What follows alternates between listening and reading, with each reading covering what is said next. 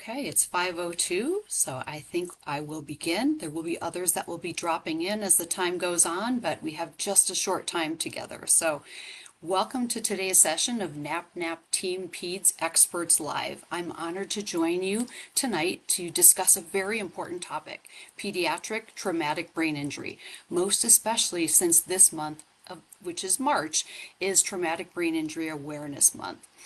I'm a pediatric nurse practitioner, faculty, and assistant dean of the DNP program at the University of Colorado, with years of experience in the pediatric ICU, the emergency department, and urgent care settings, providing care to children and adolescents with TBI ranging from concussion to severe trauma. Aligning with the expected structure of our TeamPeds Expert Live session, I will present a limited amount of content specific to this topic, and then it will be open mic or open chat so that I can address any questions or comments related to this important pediatric topic, to engage in an informal discussion that meets the expectations of likely why you're here, why you're attending this topic focused on pediatric TBI. First, a few facts. Concussion is one of the most common pediatric injuries, affecting up to 2% of all youth annually, with a peak incidence in adolescence. In the United States, an estimated 1.1 to 1.9 million sports and recreation-related concussions occur annually in children less than 18 years. However, it's assumed that this number is significantly lower than actually is. It's underreported due to inadequate surveillance and data collection processes, and many concussions go unseen by medical providers at all, and an additional large amount of concussions go unreported.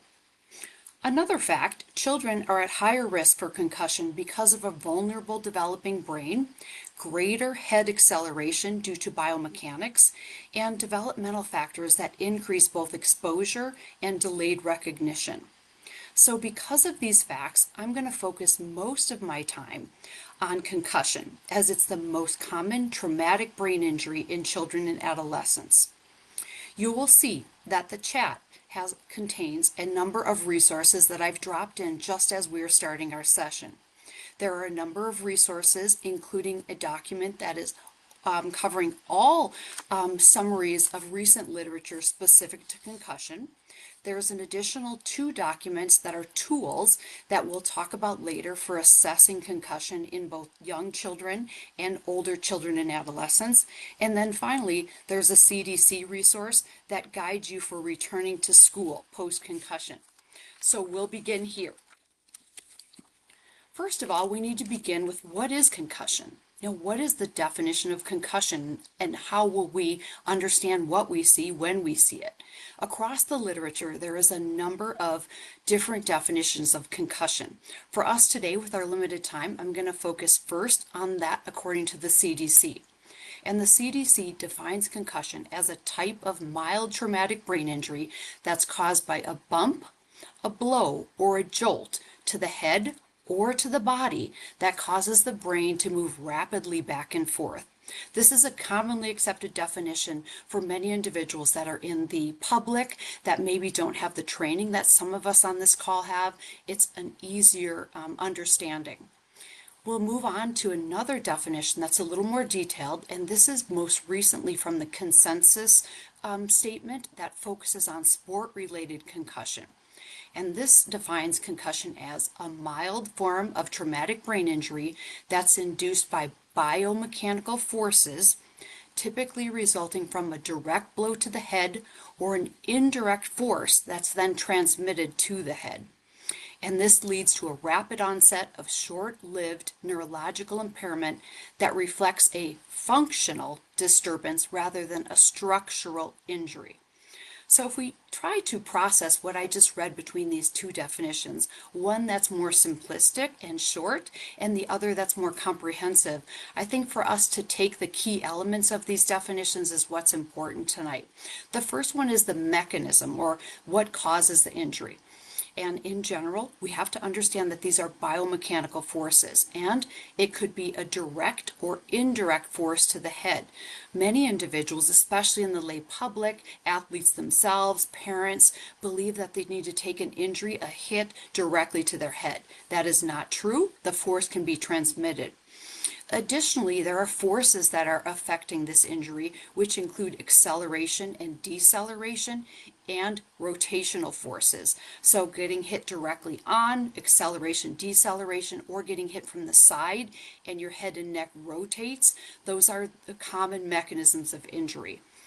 What about the element of pathophysiology? The definition does have some focus on what that is. I've already mentioned it's rapid acceleration and deceleration, often includes rotational forces, especially when you're not expecting to be hit. Like, for instance, a hockey player who's getting hit from behind or from the side. Those are significant rotational forces. And then also the pathophysiology includes a complex neurometabolic cascade that results in the common signs and symptoms we see. And there is no structural injury that is present here, okay? So it's a biomechanical process that involves this cascade, not a structural injury, it's a functional disturbance. Let's continue on. Because it's a functional disturbance and not a structural injury, the presence of standard MRI and standard CT do not detect any structural change. So this is important when we're evaluating children and adolescents for a concussion and understanding that we should follow strict criteria for who gets a CT and who doesn't. Those who receive a CT should be those who have an elevated concern of a worsened head injury versus a concussion, and should follow the PCARN strategy that I hope most of us who are pediatric providers are familiar with in decision making which child should get a CT versus which not, as the exposure to radiation is a concern in this growing pediatric brain that I've already mentioned. Moving along, what about the signs and symptoms? Generally, they have a rapid onset, and they're usually transient, meaning they go away. For our pediatric patients, it could be hours or it could be days, but these are transient, and in general, all of their signs and symptoms, when we look at the literature, disappear within 2 weeks for our pediatric patients. We'll talk more about what if they don't. Moving along, then, what are the clinical features of a concussion? So we didn't see that within the definition at all, but we do know that there are cardinal signs and symptoms that are noted when someone endures a concussion. And again, reminding you these are functional, not structural. So these symptoms, we'll talk more, but could include headache, which is the most common presenting symptom, confusion, dizziness, memory problems, nausea. Those are our most common presentations. We'll get into more in a bit. And then I mentioned that imaging, should someone decide to image, is typically normal. A CT or an MRI that is not research focused, that's typical clinical focused, doesn't note abnormalities in what we would call an uncomplicated concussion or this type of mild traumatic brain injury. What about loss of consciousness? There are still many that believe that if you didn't lose consciousness, you don't have a concussion, you don't have a traumatic brain injury, but that's not true. What we know across the data and across the literature is that loss of concussion occurs in very limited cases. Generally, less than 10% of children and adolescents will report that they had a loss of consciousness. So that doesn't negatively affect whether they have a concussion or not. We can't use that as our criteria. So in summary, these important classifications for the definition of concussion include that it's a clinical diagnosis, it is a traumatic brain injury. So in my practice in the emergency room, urgent care settings, often when I tell parents that their child has a concussion, they will say, I am so glad. I was really worried my child had a traumatic brain injury. So as clinicians, we have to ensure that we're using that language, not just concussion, that we're using your child has a concussion, a mild traumatic brain injury, because that's really important for them to hear. And in summary, symptoms can be immediate or they can be delayed by hours, by days. They might show some signs and symptoms at first, but as they progress, we will see others that are occurring at a later time. And then finally, recovery is typically self-limited. Okay, so it goes away in a standard amount of time, generally within days, but for the average child, their presentation is gone by 2 weeks, but can be prolonged. Okay, so there's our first topic of what is a concussion and what are the characteristics around it. The next topic is what effect do these injuries have on children and adolescents? So in this case, this could be concussion or mild traumatic brain injury, or it could be some of the more moderate or severe, but all of them have short and the potential for long-term effects. So even a mild traumatic brain injury, a concussion, has the potential to cause long-term effects, most especially if it's chronic. So short-term wise, we talked about some of it. These could include physical symptoms, as I mentioned, headache being the most common, dizziness, balance problems, nausea and vomiting, light and noise sensitivity, and overly fatigue. Also, cognitive effects, or how they're able to think. This could include difficulty concentrating, slowed processing speed, memory issues, feeling foggy. Okay, so many adults and children and adolescents report this feeling of fogginess. They're just not thinking clearly. The next category of our short-term symptoms could be in the area of emotional and behavioral changes. So depending on the age of the infant, child, adolescent, could involve irritability, mood swings, okay, and for those of us who see adolescents, the irritability and the mood swings could be just part of their everyday personality as they're going through their stages of life. But seeing that more in these children, especially our younger children, is concerning, in addition to anxiety and emotional lability, okay, and then also sleep disturbances. And in this case, this could mean individuals who are increasing their sleep or having insomnia, so not having the ability to sleep as much as their usual pattern is. So in all these cases, we're comparing what we're seeing to what the usual child or adolescent is reporting before this injury happened. Functional impact, okay, is also important to think about, and that could cause missed school, decreased academic performance, or reduced participation in sports or their activities. So when we think about our children and adolescents, their main role is to attend school, be part of their sports, be engaged in physical activity, and no matter what the age, that gives them their independence and their self-esteem and their definition of who they are. So in this case, when individuals, meaning children or adolescents, are removed from school, removed from their sport or activity, it greatly affects their emotional and psychological well-being because that's part of their identity. So just important for us to think about. And what used to be part of the treatment for concussion, keeping them home in a dark room, cocooning as we often called it, that's no longer the usual standard treatment. These children and adolescents are assessed for their signs and symptoms and actually are going back to school, most specifically, as soon as possible to be engaged in that social and learning environment, as I mentioned. Returning to sport is slower as the risk for additional injury is significant, but getting them back in their environment with their friends and engaging is also important to their healing. So as I've stated already, most children will fully recover within 2 weeks, some as long as 4 weeks, but that's what our timeline is for a standard recovery from mild traumatic brain injury or concussion. But some will have a prolonged recovery, and that's generally defined as greater than 4 weeks, and this occurs per the literature in as high as 10 to 30% of children and adolescents. But what does that look like? What does this prolonged recovery look like? So much of what I've already described, but we're seeing persistent cognitive impairment, okay, ongoing issues with attention and memory and executive functions that don't return to their baseline.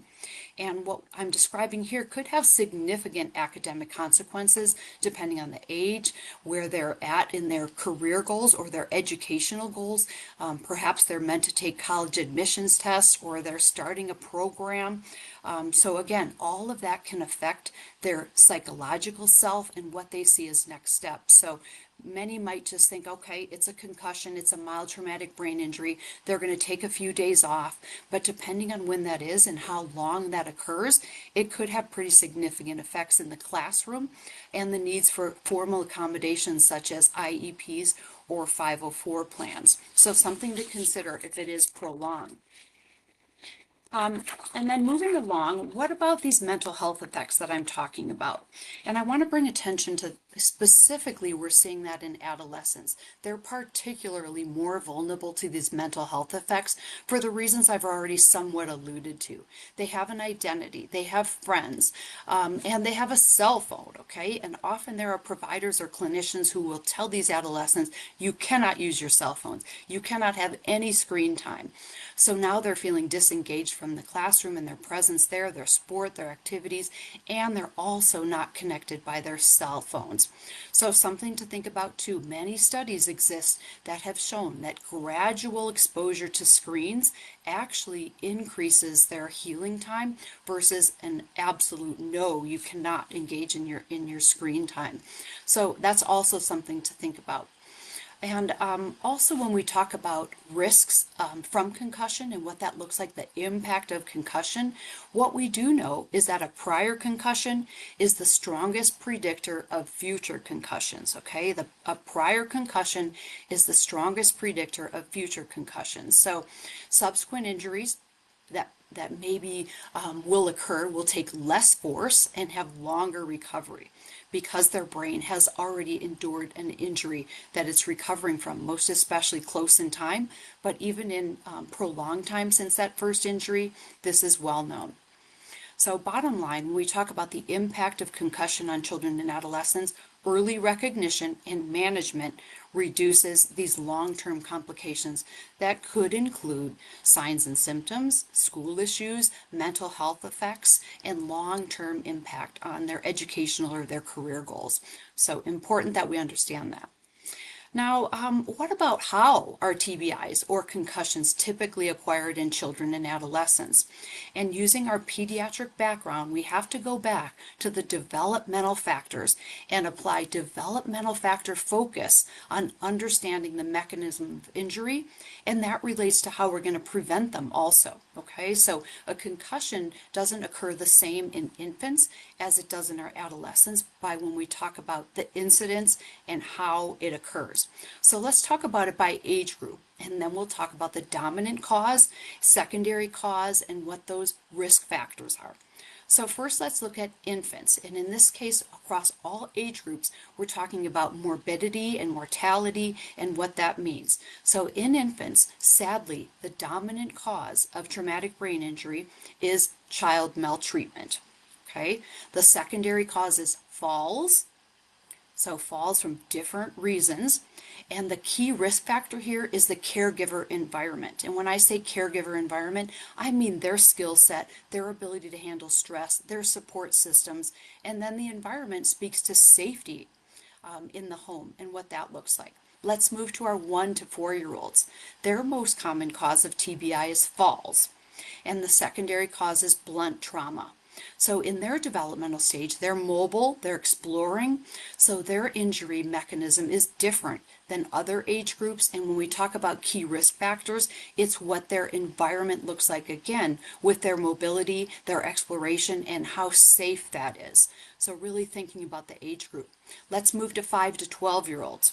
So falls is still a predominant cause of TBI in this age group, but also recreation is. And this doesn't necessarily mean just sport. Recreation could be their scooters or anything they're doing outside, okay?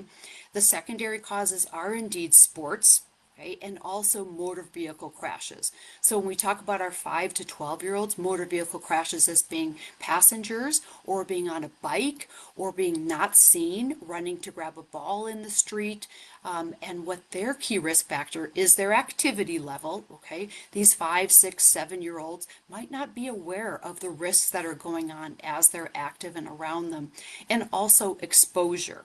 So activity and exposure. And what does exposure mean? That means, what type of activities or sport are they playing that places them at risk for traumatic brain injury. And what we know about concussion specifically is that it's important to understand repetitive head trauma. Okay, repetitive head trauma. So even if a child and a parent might report, oh, no, they've never had a concussion, they will declare that, but they've been playing youth football for a coach who does head impact practice 3 days a week. Okay, so that's what I mean about repetitive head trauma. That's an exposure that can then contribute to later life traumatic brain injury or even effects. And finally, then, what about our adolescents? Most would agree they're sport related and also motor vehicle crashes or motor vehicle accidents. And in this case, passengers, drivers, bicycles, motorcycles, scooters, things like that. And then the secondary cause in our adolescence is violence. So when we think about key risk factors, we're talking about risk behaviors for our adolescents. How are they decision making? And what can we teach and guide them so that they're decreasing their risk for traumatic brain injury and concussion specifically? So key takeaways when we're talking about etiology or the reasons that these individuals get concussions or TBIs: falls, okay? Falls dominate early childhood, especially less than 5. Maltreatment is the leading cause of infants and young toddlers. And then sports emerge as a major cause in adolescence, but not in younger children. We already talked about that. And then finally, motor vehicle crashes are the leading cause of death-related TBI after early childhood into adolescence, but sports are the leading cause of concussion. So trying to at least differentiate a little bit about TBI as a whole and as concussion. All right, moving to our next topic to share then during our time here is what parents can do to prevent TBI. Again, our focus needs to be on their developmental level, and we've spoken a little bit about that already. And we're going to focus here on primary prevention, okay? Because that's key, preventing the injury from the beginning. And the goal is to eliminate or reduce the risk of head injury exposure. Okay, each by age group. So we'll talk in categories a little bit. And I mentioned already the environment and home safety is extremely important, especially in children less than 5-year-olds. So when we're counseling parents or even ourselves, installing window guards, stair gates are important, non-slip surfaces, safe furniture placement, including attachments to the walls. Often parents forget. They think it's not going to tip over. It's too heavy. But children are curious, less than 5 years old. They're exploring and they're venturing around in their environment. So climbing on something, the cabinet where the TV is held, can easily cause that to tip forward and result in a very unfortunate event and consequence to those young children. Also, never leaving infants unattended on elevated surfaces. And another caveat here, never leaving them unattended with toddlers around, okay? So maybe bouncy seats that you think are okay on a kitchen counter while you're making some dinner. And a toddler comes by, pulls the bouncy seat, and down comes the infant strapped into that bouncy seat onto your concrete tile kitchen floor. Okay, we're talking about falls and what does the home environment and safety look like? And then finally, where are we or the parents that we're counseling taking children to play? So ensuring safe playgrounds, safe surfaces, that it's away from traffic, and that the surface maybe is mulch or rubber to try to decrease that risk. So in summary, in this category, falls account for about 50% of pediatric TBIs, especially in young children. So home modifications significantly reduce that. Let's move to another category of how to decrease risk, and that's motor vehicle safety. And this is for all ages, again, developmentally applying it. So for our younger children, age-appropriate car seats, booster seats, seat belts for all ages. When we talk about car seats, making sure they're rear facing until they're at least 2 years old. Avoiding impaired or distracted driving. Here we're talking about risk management and counseling for ourselves or for our adolescents who are now driving. And then teen driver restrictions that occur generally state by state about graduated licensing, monitoring of engaging on your cell phone. All of those are important. So proper restraints in this category reduce fatal injury risk by 71% for infants and 54% for toddlers. And just a reminder that motor vehicle crashes are the leading cause of TBI-related death in children greater than 5. Our next category is sports and recreation safety. So this more specifically speaks to our school agers and our adolescents. And the first one is helmets, okay? Whether it's biking, scootering, playing football, playing hockey, skiing, skateboarding, protecting the head is of critical importance. The second that I'd like to bring attention to is enforcing rules that limit head contact. Okay, I already talked a little bit about repetitive head trauma, repetitive head impact, so ensuring that there are rules that minimize and limit head contact is important. Another really important and not available at all settings and in all areas is certified athletic trainers that are part of sports at all events, not just at games, but at practices. So they're there to assess and begin treatment if needed, so that it's not on a parent or not on a child who's self-assessing if they have some sort of traumatic brain injury / concussion. Certified athletic trainers do cost money to use sports. They cost money to high school, and that is always a negotiated challenge, but they are worth their weight in money, in gold, and I've worked with them across many, many years in my injury prevention work. And then finally, safe play techniques, okay? So this is, for instance, an example would be no check hockey. Until a certain age. We won't go into details. No heading in young soccer players until a certain age. So these are safe play techniques that are applied across all age groups in all settings that also. So helmets reduce the risk of head injury 63 to 88% for those who are on bicycles. Okay, that's significant. And then rule changes also have a major impact on reducing concussion rates. And here we're talking about youth sport contact rules and limits and beyond, including the other ideas that I've mentioned. And what about maltreatment? I mentioned that maltreatment is the primary cause of infant traumatic brain injury and young toddlers. So parent education in this area is really important, and emphasizing the dangers of shaking infants has been a major public initiative for a number of years. So giving parents strategies for crying management and ensuring that there's early identification of family stress with some importance for ensuring that they have a support system. What we know about abusive head trauma or child maltreatment is the leading cause of fatal TBI in infants. Education programs exist that are trying to make a difference here, that are part of initiatives that are national, similar to back to sleep initiatives. This occurs also. All right, so the final category of trying to reduce risk and prevention is community and policy level intervention, okay? Community and policy level interventions. So examples here include helmet laws, seat belt enforcement. I mentioned safe playgrounds, but how about standards for safe playgrounds, okay? What is okay and what is not okay? School concussion policies, so should it occur in sport or an activity, what is the policy, what is the procedure, what is the management for that, both at a critical time and for following up. And then the final one is state concussion laws. And in this case, this generally applies to all high schools across the United States, but could apply also to youth sport, which includes the training of coaches and parents who serve in those roles.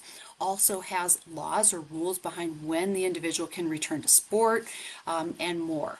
So the evidence here is that states with helmet laws show much higher helmet use and significantly lower injury rates. So these are public health initiatives and policy level interventions that actually work.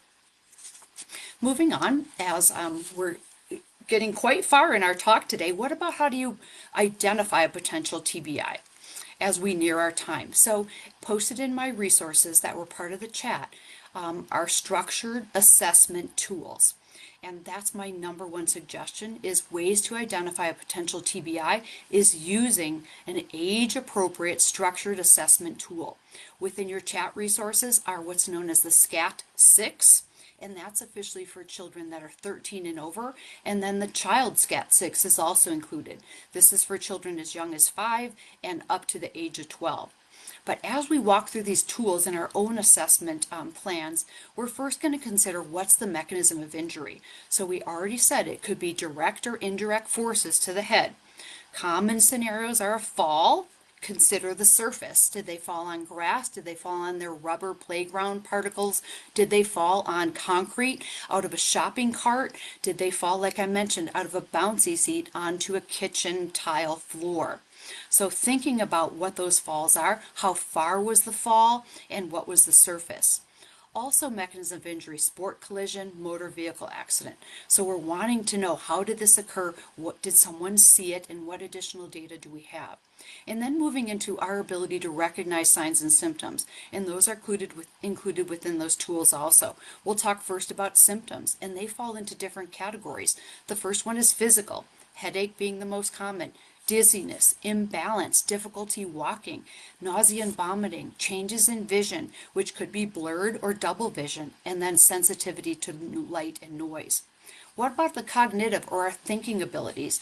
They may appear confused. They have difficulty concentrating. Their thinking is slowed, or they're exhibiting memory problems. They can't recall the score of the game before something happened. They don't know where they are, the team they're playing, and this could be events or details that occurred before or after the injury. The next category is emotional or behavioral symptoms. So mentioned already, irritability, mood swings, anxiety, or just not acting themselves, okay? So often the parents will tell us this, those who are their friends or their teammates will say, he's not acting right, he's acting weird, so that's important. Sleep changes are our final symptom. Sleeping more than usual, they're drowsy, and that's noted. So that summarized most of the symptoms we see in a concussion and mild traumatic brain injury, and even escalating up to our more severe injuries. But what about the signs? So these are things that, maybe aren't reported as symptoms, but we're seeing them. Okay, and they appear, they look like they're dazed or stunned, or they just, are looking into empty space. Maybe they're clumsy or unsteady. They're answering questions very slowly. They're repeating questions or repeating responses. They're forgetful of instructions. They can't tell you the numbers you just asked them to remember. They can't repeat something backwards that otherwise would appear to be fairly simple. And then, as I mentioned before, loss of consciousness, which occurs in those generally less than 10% of the time. For our younger children, these are harder to see, these symptoms, these signs. So in our younger children, our toddlers and our infants, we're looking for maybe increased crying patterns, inconsolable, poor feeding, and loss of interest in play. And for our very young children, we're actually looking also at their fontanelle. Is it enlarged? Those are important characteristics. All right, we'll finish here then for what to do with red flags, okay? We talked about signs and symptoms that could present, but what about if we're seeing some of the following? And that would be worsening headache, repeated vomiting. And depending on the literature, sometimes you will see that it says more than 3 or the clinical practice guideline. So we would have to go back and have some chats about what else is presenting amidst that vomiting pattern and what does that mean. A seizure, unequal pupils, weakness or numbness, uneven strength, slurred speech, as I just tried to say that, increase in confusion or more agitation, and of course the inability to awaken these children or adolescents. So what do we do then? We activate the emergency response team and we call 911. We ensure we do not leave the child or infant alone, and we make plans for a higher level of assessment and care for these individuals, because what could be occurring could not potentially be a mild traumatic brain injury. We could be seeing a higher level of injury, including an intracranial hemorrhage, a skull fracture, cerebral edema, and more. So we're monitoring, in this case, airway, breathing, circulation. We're protecting the cervical spine by keeping the head and neck immobilized. And we're not moving the child unless necessary for safety reasons. So amidst all of this, I guess the suggestions are that we're aware of what causes, well, first of all, what is a concussion traumatic brain injury, what the most common causes are by age and developmental status, how to prevent and coach parents, how to recognize, and then what are the red flags and what do we do? So no matter what, they should not be allowed to return to play, even without red flags, okay? Individuals who are showing signs and symptoms of concussion should be evaluated and should not return to play or the field or the pitch until they're evaluated. Generally, if they're showing increased signs and symptoms, don't give them food or drink. Make sure they're not getting any sedating medications. And do not use the wait and see method at home, most especially if symptoms are getting worse, because it could be something more.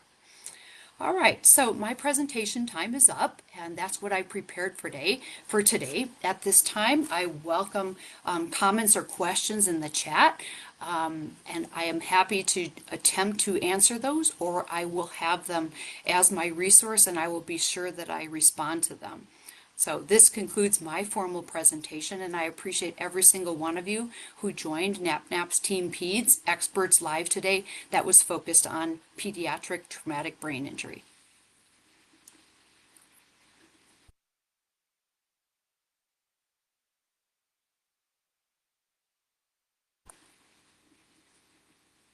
I will end this live video at this time. Thank you for attending and wishing you a wonderful evening.